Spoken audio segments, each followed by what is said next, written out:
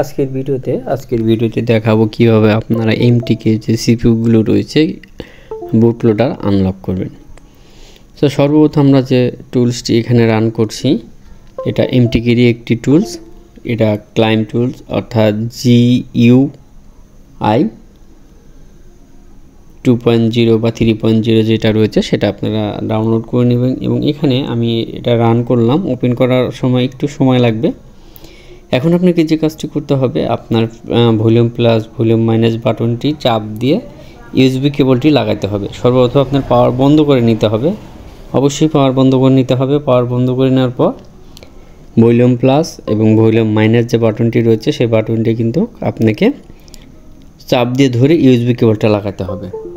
লাগানোর পর আপনারা দেখতে পাচ্ছেন চাপ দিয়ে ধরে রাখতে হবে, ছেড়ে দিবেন না। কিছুক্ষণ ধরে রাখার পর যখন এটা সম্পূর্ণ চলে আসবে তখন কিন্তু আপনারা এটাকে ছেড়ে দিতে পারেন।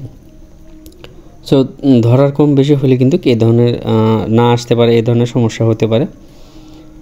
সো আমি আশা করি এই ট্রিক্সের সাহায্যে আপনারা যে কোনো অ্যান্ড্রয়েড ফোনকে অর্থাৎ এমটিকে সিপিইউ যেগুলো রয়েছে সেগুলো বুট লোডার জাস্ট অন ক্লিকের সাহায্যে আনলক করতে পারবেন।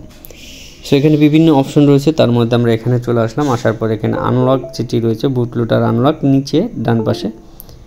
সো দেওয়ার সঙ্গে সঙ্গে দেখতে পাচ্ছেন আমাদের এটা ডান হয়ে গিয়েছে, খুব তাড়াতাড়ি কিন্তু এটা ডান হয়ে গেছে।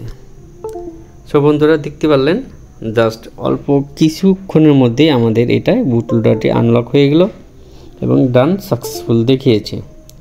আপনারা অবশ্যই ট্রাই করবেন যে এই বুট লোডারটি আনলক হয় কিনা। যদি না হয় অবশ্যই আমার কমেন্ট বক্সে কমেন্ট করবেন। এটা কিন্তু কোনো সেট অনুযায়ী নয়, স্যামসং, ওপ্পো, ভিভো কোনো সেট অনুযায়ী নয়, জাস্ট এমটিকে সিপিইউ হলেই হবে।